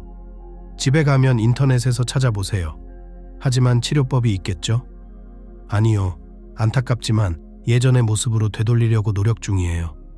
거의 말을 하지 않고 이상한 동작을 많이 하고 눈을 마주치지 않고 이름에도 거의 반응하지 않아요. 제가 마지막으로 봤을 때는 평범한 아이였는데요. 무슨 일이 있었나요? 마지막으로 본 직후인 새해 전야 직전에 목이 심하게 아프더니 점차 말을 잃기 시작했습니다. 자폐증의 전형적인 증상인 좌절을 겪은 거죠. 그런 말은 처음 들어봤어요. 네, 저도 몰랐어요. 들어본 적은 있지만 제가 영향을 받을 줄은 몰랐어요. 잘 지내세요? 공효린 어머님은 어떠세요? 엄마는 괜찮아요. 고마워요. 공효리는 카잔에 갔어요. 엄마 집을 팔고 새 집을 샀대요. 남편의 아버지는 돌아가시고 어머니는 아프고 혼자 계셨어요. 그래서 어머니를 돌보려고 거기로 이사를 갔어요. 잘 지내세요? 지금은 좀 나아졌어요. 미순자 씨가 처음 진단을 받았을 때는 정말 힘들었어요. 미선자 씨를 붙잡고 있어야 했어요. 오랫동안 외출도 안 하고 미선자는 늘 같은 그네만 탔고 공원에 있는 다른 건 관심도 없었어요. 집에 돌아온 삼규봉은 어머니에게 딸의 병에 대해 이야기했다. 소소현이 아프다고 했잖아. 그래서 아픈 아이를 낳았다고. 애초에 그 여자랑 왜 결혼했어? 내 인생을 망쳤어. 엄마, 넌 이 병에 대해서 아무것도 몰라. 알고 싶지 않아요. 듣고 싶지 않아요. 6개월이 지났다. 점차 상황은 안정되기 시작했다. 미순자 씨는 정기적으로 재활센터에 다니고 있었다. 그녀의 상태는 더 이상 악화되지 않았습니다. 잃어버렸던 기술이 돌아왔습니다. 포인팅 제스처가 돌아왔습니다. 새로운 음식을 먹기 시작했습니다. 소녀는 더 차분해졌습니다. 짜증은 사라지지 않았지만 자주 일어나지는 않았습니다. 그녀는 더 잘 잤습니다. 그녀에게 돌아온 모든 것은 자폐증에 대한 작은 승리였습니다. 그래서 소연 씨는 딸을 승마 레슨에 등록시켰습니다. 재활 방법 중 하나인 히포테라피. 소녀는 처음에는 두려웠지만 이내 말과 사랑에 빠졌습니다. 그녀는 말에게 마음을 열고 웃기 시작했고 가끔씩 웃기도 했습니다. 선경진 씨는 항상 곁에서 소소현 씨를 도와주며 소녀와 함께했습니다. 이 작은 가족은 그들에게 닥친 문제들을 통해 더욱 단합할 수 있었습니다. 삼규봉은 딸의 삶에 참여하지 않았지만 선경진은 딸의 진짜 아빠가 되었습니다. 위기가 지나가고 미선자가 성장하고 있는 지금, 그는 다시 결혼에 대해 이야기할 때가 되었다고 판단했다. 그는 소소현을 법적으로 결혼한 아내로 만나고 싶었다. 휴가는 어떻게 결정하셨나요? 6월에 갈까요? 7월에 갈까요? 7월이 더 따뜻할 것 같아서 강가에 가려고요. 어떻게 생각하세요? 네, 동의해요. 6월은 아직 시원하고 물도 충분히 뜨겁지 않을 거예요. 그리고 휴가 기간 동안 결혼식을 축하하기 위해 신청할 수 있어요. 물론 마음이 바뀌지 않았다면요. 선경진은 웃고 있었다. 그는 소소현이 마음을 바꾸지 않았을 거라고 생각했다. 물론 마음 안 바꿨어요. 아마 지금이 적기일 겁니다. 이 순간을 2년이나 기다렸잖아. 미안해요. 그전에는 아무 생각도 못했어요. 그래서 제안을 안 했던 거죠. 하지만 지금이 바로 그때예요. 내일 등록 사무소에 가서 신청하러 가죠. 네, 그럴게요. 수업 끝나고 선경진이 소소현을 안아준 것은 어떤 어려움도 이겨낼 수 있는 진정한 사랑이었다. 삼규봉의 삶은 내리막길을 걷고 있었다. 직장에서 정리해고를 당했고 새로운 직장을 찾는 것도 쉽지 않았습니다. 그는 이력서를 여러 회사에 보냈지만 아무런 응답도 받지 못했습니다. 노동교환에 배치된 후 그는 다양한 옵션을 제안받았지만 모두 그의 요구사항을 충족시키지 못했습니다. 그리고 그가 일하고 싶었던 곳들은 모두 거절했습니다. 그는 절망에 빠져 알코올을 남용하기 시작했습니다. 물론 이 중독은 그의 어머니를 좋아하지 않았고 그녀는 매일 그에게 술의 해로움에 대해 강의했지만 삼규봉은 그녀의 말을 듣고 싶지 않았습니다. 그는 화를 내거나 반쯤 중단하거나 집을 떠났습니다. 악순환의 연속이었다. 직장도 없고 집도 불편한 삼규봉은 친구를 찾아 집 밖에서 술을 마셔야 했습니다. 그러다 보니 하루 24시간 내내 집을 나갔다가 만취한 채로 집에 돌아오는 일이 잦아졌습니다.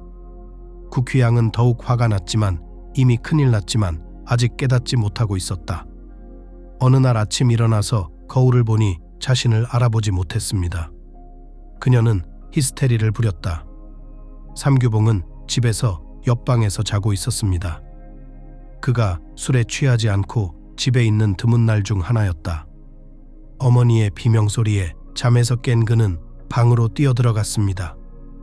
어머니는 거울이 있는 화장대 옆에 서서 미친 듯이 비명을 지르고 계셨죠. 세상에, 엄마, 왜 그래요? 나한테 무슨 일이야? 무슨 일이야? 너 누구야? 그녀는 거울 속의 아들이나 자신을 알아보지 못한 것이 분명했습니다. 엄마, 저예요. 엄마 아들 삼규봉이에요. 나 좀 봐요. 아니, 이건 말도 안 돼. 안 돼. 안 돼. 어머니는 계속 소리를 지르며 손으로 머리를 가리고 있었습니다. 삼규봉은 너무 무서워서 구급차를 불렀습니다. 구급차가 금방 왔고 어머니는 진정제를 맞고 잠이 들었습니다. 삼규봉은 어머니를 입원시키라는 제안을 받았지만 거절했습니다. 다음 날 어머니는 무슨 일이 있었는지 기억하지 못했지만 제정신으로 깨어났습니다. 며칠 후 삼규봉은 어머니가 혼잣말을 하는 것을 발견했습니다. 그는 어머니의 제정신을 시험해보기로 결심하고 어머니가 대답할 수 없는 여러 가지 질문을 하기 시작했습니다. 어머니는 날짜나 요일도 말하지 못했습니다. 삼규봉은 매우 긴장했습니다. 그는 인터넷에 접속해 증상별로 질병을 찾아보았습니다. 모든 것이 치매를 가리키고 있었습니다. 그는 국휘향 씨에게 치료사를 만나기로 약속을 잡았다. 그날 어머니가 또 발작을 일으켰습니다. 어머니는 자신이 어디 있는지도 모르고 아들을 알아보지 못해 병원 방문은 취소해야 했습니다. 대신 그는 다시 구급차를 불렀고 이제 그녀는 정신병원으로 이송되었습니다. 그곳에서 어머니는 검사를 받고 치료 처방을 받은 후 집으로 돌아갔습니다. 삼규봉의 말이 맞았습니다. 국휘향 씨는 정말 치매 진단을 받았습니다. 병원을 찾은 국휘향 씨에게 병에 대한 설명과 권고를 해주었습니다. 그런 병을 앓고 있는 사람과 함께 산다는 것은 쉽지 않은 일입니다. 삼규봉 씨는 그 사실을 깨달았습니다. 이제 그는 매일 새로운 발작을 예상하고 있었습니다. 대부분의 시간 동안 그의 어머니는 괜찮다고 느꼈습니다. 이러한 의식 상실은 매일이 아니라 때때로 발생했습니다. 그러나 이제 그 여자는 혼자 둘 수 없었습니다. 선경진과 소소현이 드디어 결혼식을 올렸기 때문입니다. 조촐하게 지인들만 모인 자리에서 그리고 한 달 뒤 교이진 친구의 결혼식에 초대받았다. 교이진은 몇 년 전부터 한 남자와 동거 중이었는데 교이진이 임신을 하면서 혼인신고를 하러 간 것이었습니다. 그녀와 소소현은 오랫동안 방을 빌려 살았지만 결혼식 후 방을 팔고 돈을 나누기로 했다. 선경진은 미선자를 친딸처럼 사랑했다. 게다가 가끔 딸의 말이 어눌해지면 아빠라고 부르기도 했다. 그래서 소현은 두 사람이 함께 아이를 가져야겠다는 생각을 하고 있었다. 하지만 지금은 딸에게 너무 많은 에너지를 쏟고 있어 둘째를 갖는 시기를 미루고 있었습니다. 어머니의 병환 이후 삼규봉은 술을 끊지 못했고 또 한 번은 집을 나가 사흘 동안 잠적하기도 했습니다. 국휘향 역시 의식불명 상태에서 집을 나갔다가 영원히 사라졌다. 더 정확히 말하면 그녀는 죽었다. 집에 돌아온 아들은 어머니를 찾지 못했고 가장 먼저 떠오른 생각은 어머니가 산책을 나갔다는 것이었다. 그녀는 저녁에 외출하는 것을 좋아했고 그렇게 더 잘 잤습니다. 하지만 저녁이 되자 밖은 영하로 추웠고 어머니는 여전히 보이지 않았습니다. 삼규봉은 준비를 마치고 어머니를 찾으러 나섰습니다. 이웃집 마당까지 샅샅이 뒤졌지만 어머니는 어디에도 보이지 않았습니다. 그는 친구와 이웃에게 전화를 걸었지만 아무도 어머니가 어디로 사라졌는지 알지 못했습니다. 어머니가 다시 정신이 나갔다고 의심한 그는 경찰에 신고하기로 결심했습니다. 밤새도록 거리를 순찰하고 다음 날 아침이 되어서야 삼규봉 씨는 시신의 신원을 확인해달라는 전화를 받았습니다. 그녀는 깊은 눈더미에 쌓인 공터에서 시신으로 발견되었습니다. 그녀는 24시간 동안 그곳에 있었다. 삼규봉은 어머니를 묻었습니다. 소연은 장례식 소식을 알고 있었지만 가고 싶지 않았다. 한때 자신의 인생을 망친 적이 있는 여자였기 때문에 소소연은 갈 수 없었다. 전 남편은 우울증에 걸렸습니다. 그는 어머니의 죽음에 대해 자신을 탓했습니다. 어머니를 혼자 두면 안 된다는 걸 알았지만 술을 마시고 싶은 충동이 더 강해졌습니다. 이제 그는 집에 돌아와도 아무도 그에게 술이 아주 나쁜 것이라고 말해주지 않았습니다. 장례식이 끝난 후 그는 술을 더 마시기 시작했습니다. 시간이 흘렀습니다. 부모님은 미선자의 생일 파티를 준비하느라 바빴습니다. 미선자의 5번째 생일이었다. 그래서 소현 씨는 아동발달센터의 방을 빌려 애니메이터를 초대하고 멋진 테이블을 꾸몄습니다. 미선자와 같은 진단을 받은 다른 아이들도 파티에 초대했는데 모두 미선자와 같은 진단을 받았습니다. 하지만 아이들은 사회적으로 잘 적응하고 있었고 거의 모든 아이들이 말과 이해력을 가지고 있었습니다. 휴가는 아주 잘 보냈습니다. 미선자 씨는 몸이 허락하는 한 모든 과제를 해내고 모든 대회에 참가했습니다. 그러나 그것은 또한 돌파구였습니다. 사회가 필요 없는 아이들을 한자리에 모아 즐거운 행사를 진행하면서 생일 파티가 무엇인지 아직 이해하지 못했을 수도 있지만 분명 즐거워했습니다. 선경진의 휴대폰에 담긴 사진을 보며 애니메이터들과 함께 웃으며 일주일을 보냈습니다. 이른 아침 선경진의 전화가 모스크바 번호로 울렸습니다. 선경진? 네, 듣고 있어요. 여보세요? 명미숙이 어떤 사람인지 말씀해 주시겠어요? 명미숙이라니 무슨 소리야? 네, 전처요. 무슨 일이야?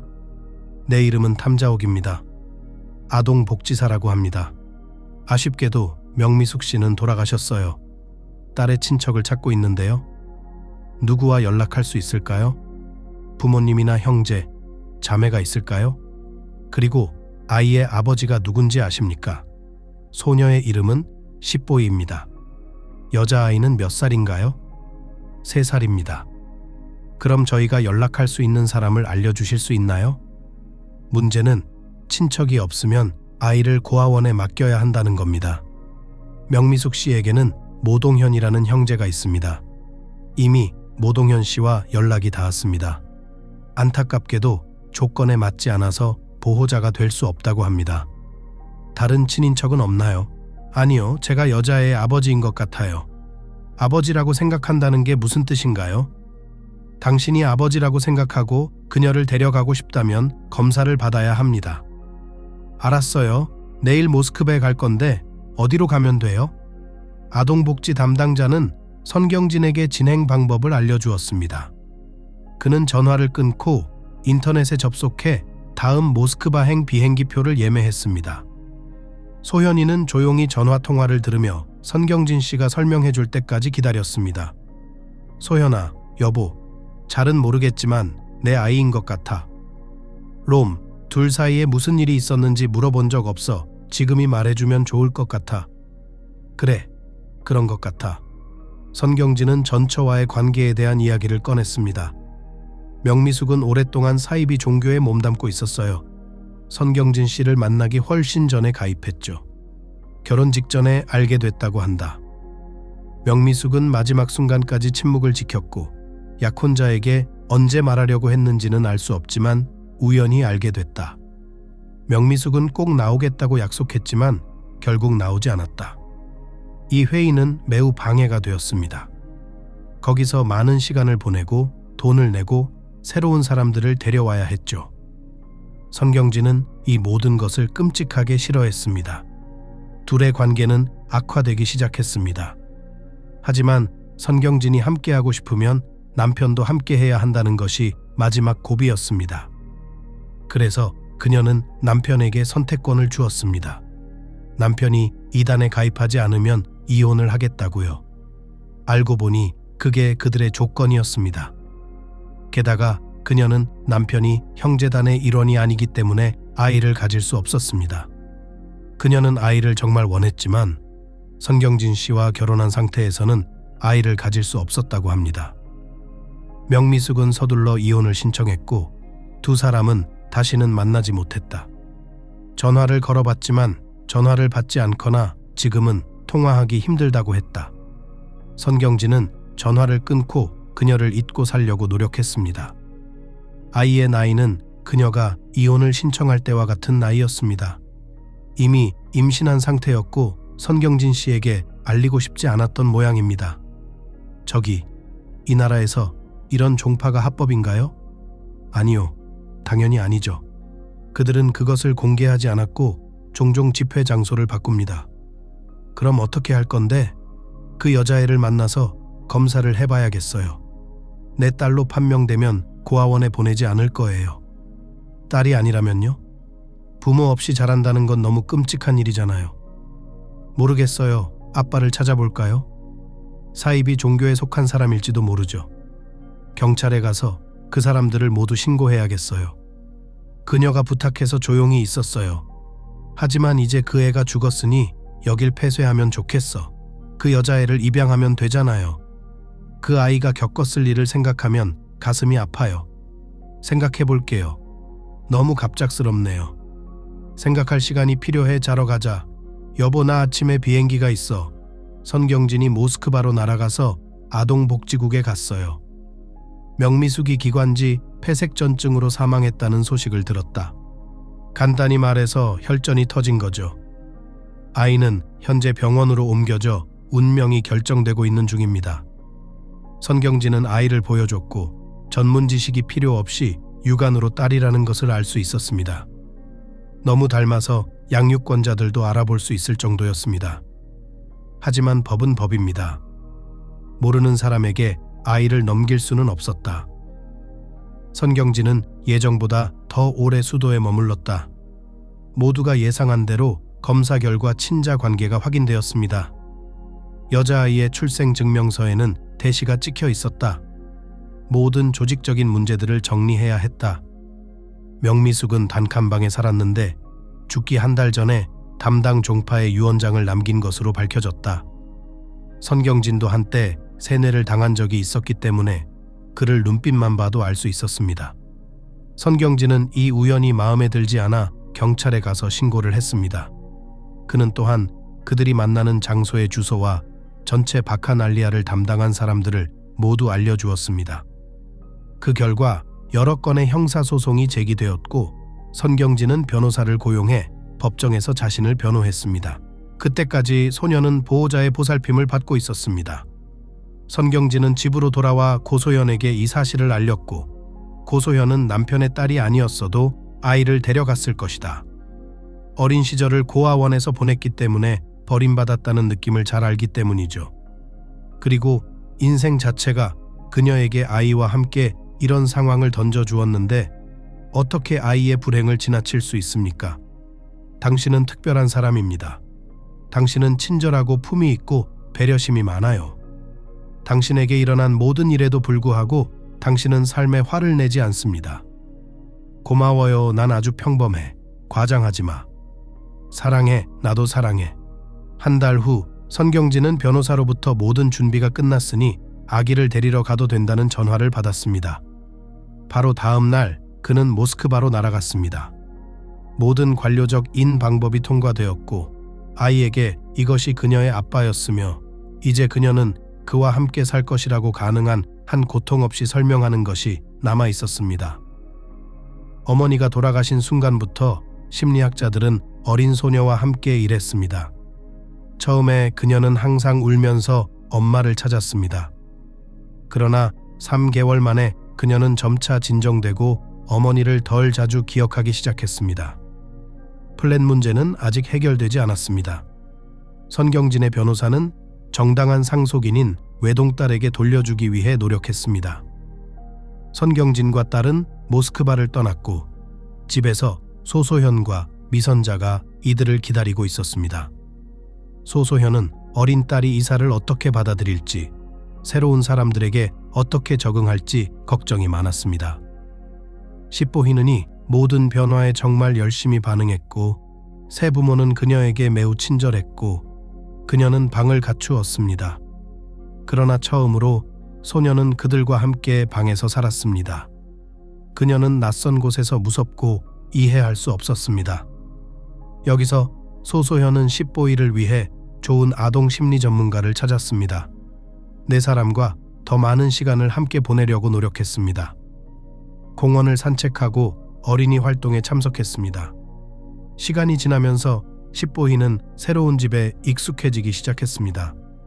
다른 아이들과 어울리지 않던 미선자는 의외로 언니에게 따뜻하게 대해주었습니다. 손을 내밀어 장난감을 건네고 동생의 질문에 대답해 주었습니다. 동생은 더 이상 질문할 수 없었습니다. 두 자매는 함께 놀고 만화를 보고 밥을 먹으며 항상 서로 가까이 지내려고 노력했습니다. 선경진, 소소현 부부는 딸들이 이렇게 가까이 있는 것을 보고 행복해했습니다. 삼규봉은 계속해서 거친 생활을 했고 공식적으로 일하지 않았고 임시 아르바이트를 했고 자동차와 어머니의 재산을 팔았습니다. 물론 위자료는 당연한 일이었고 오래전에 지급을 포기했습니다. 그러나 소소현은 그에게 돈을 기대하거나 요구하지 않았고 친구로부터 전화를 받기 전까지는 그의 존재를 거의 잊고 자신만의 다사다난 한 삶을 살았습니다. 네, 교이진 씨, 안녕하세요. 전화해서 반가워요. 잘 지내세요? 묘근영은 잘 지내. 잘 지내요. 고마워요. 묘근영은 비행기처럼 이리저리 뛰어다니며 모퉁이를 돌고 있습니다. 일주일 전에 응급실에 갔었어요. 어머, 무슨 일이야? 뛰다가 모퉁이에 부딪혀서 눈썹이 찢어져서 꿰매야 했어요. 하지만 지금은 괜찮아요. 꿰맨 자국이 남자를 멋지게 보이게 하죠. 잘 지내세요? 미선자, 십보희는 어때? 둘이 잘 지내요. 알죠? 미선자가 애들한테 어떻게 반응했는지 기억나? 애들이랑 같이 있는 걸 별로 좋아하지 않았어. 이젠 십보희랑 애들하고도 잘 놀고 있잖아. 정말 다행이다. 전화한 거 알아. 남편 소식은 들었어? 아니, 무슨 일이야? 어제 지인한테서 방금 알았어요.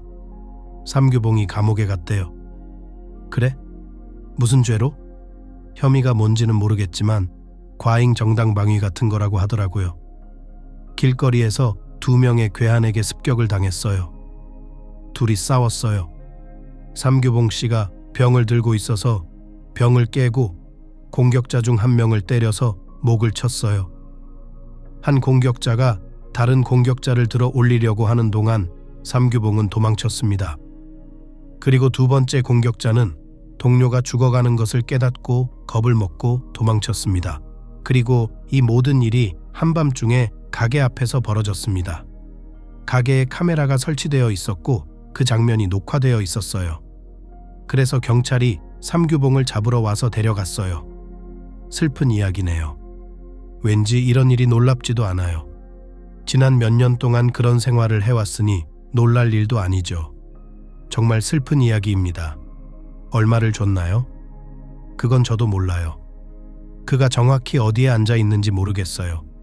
하지만 이제 그건 중요하지 않아요. 어쨌든 제게는요, 인생은 천천히 제자리를 찾아가고 있었으니까요. 삼규봉은 복역을 마치고 출소했습니다. 아무도 그를 기다리지 않았고 친누나조차 그의 삶에 관심을 두지 않았습니다. 감옥에 있는 동안 소지현은 친권을 박탈당했습니다. 선경진 씨와 결심, 아이들이 어렸을 때 소소현 십보희, 선경진 미선자 씨로 입양하기로 했습니다. 몇 차례의 법원 심리를 거쳐 아이들의 출생 증명서를 변경하러 갔다. 명미숙이 종중 교주에게 유산으로 남겼다고 주장한 아파트는 압류됐다가 가족에게 돌아갔다. 선경진은 원룸을 팔았다. 언니는 학교 진학을 앞두고 있었고 동생은 끊임없이 언니를 독려하고 있었다. 2 자매는 같은 파장에 있었고 약간의 나이 차이는 거의 느껴지지 않았습니다. 미선자는 장애아를 위한 기숙학교에 진학했습니다. 이 무렵 미선자는 지식과 구어 이해력이 상당히 향상되었고 간단한 질문도 할 줄 알게 되었습니다. 짜증도 완전히 사라졌습니다. 소녀는 학교에 잘 적응하고 준비했습니다. 그녀는 거의 8살이 되었습니다.